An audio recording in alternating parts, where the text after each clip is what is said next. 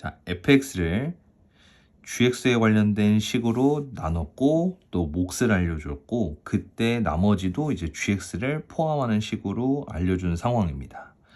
자, 이럴 땐 사실 gx에 대한 차수를 어느 정도 알 수 있게 되는데 그걸 좀 쉽게 보게 하려면 검산식을 작성해 보는 게 좋아요.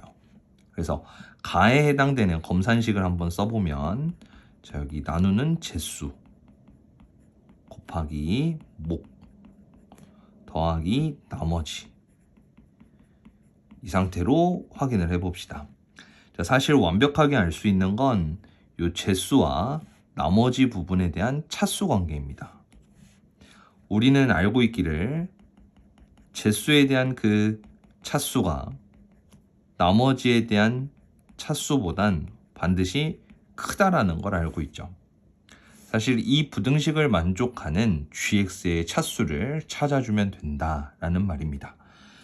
자, 그 차수는 사실 처음에 우리가 여기에 있는 gx를 보통 n차라고 두면서 우변에 해당되는 것도 n에 대한 식으로 쓰면서 서로 비교를 하는 거죠. 근데 이 문제가 까다로운 이유는 자, gx를 n차라고 뒀을 때 좌변에 대한 최고차가 굳이 n차다라고 얘기할 필요까지는 없다는 겁니다. 왜냐하면 x제곱이 gx에 대한 차수보다 더 크게 되는 상황도 있을 수 있기 때문이죠. 그래서 사실 이 왼쪽에 있는 이 식의 최고차가 gx일 때와 x제곱일 때 이런 경우로 사실 나눠 보셔야 합니다.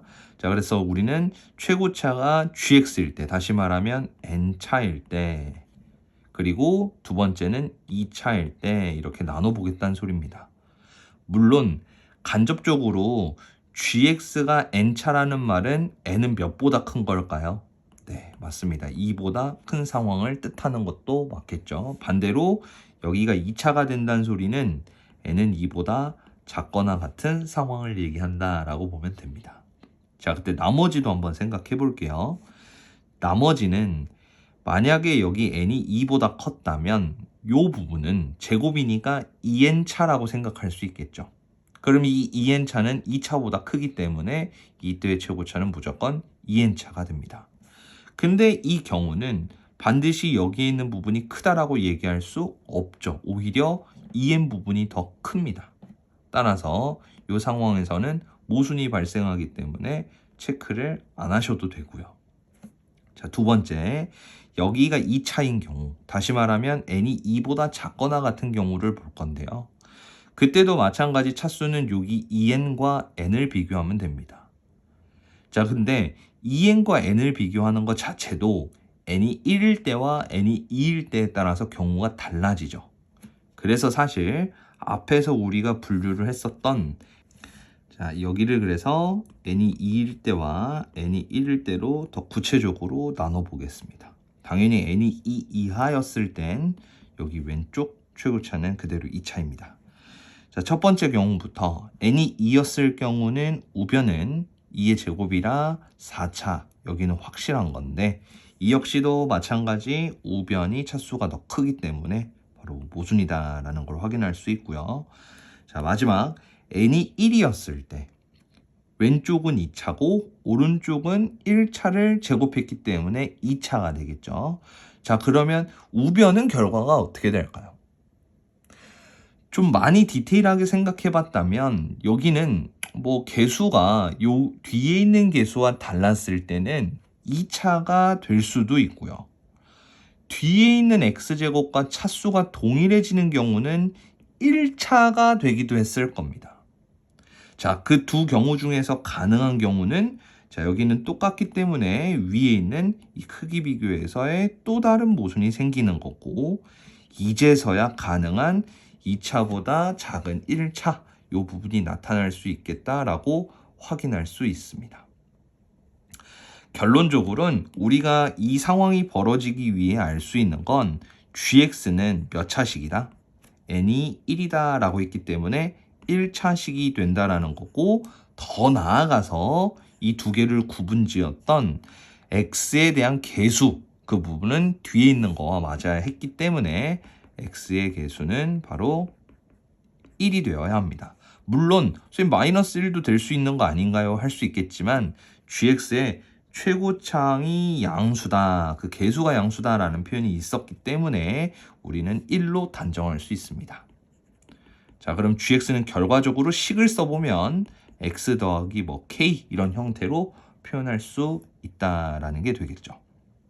자, 그러면 위에 있었던 fx의 검산식을 다시 한번 작성을 해볼게요. 자, fx는 아까 제수가 gx였는데 이제 확실히 알아서 x 플러스 k로 쓸 수 있고, 자, 다음 몫이고요. 더하기 요 나머지 부분도 x 플러스 k가 들어가면 x 플러스 k의 제곱 마이너스 x 제곱이다.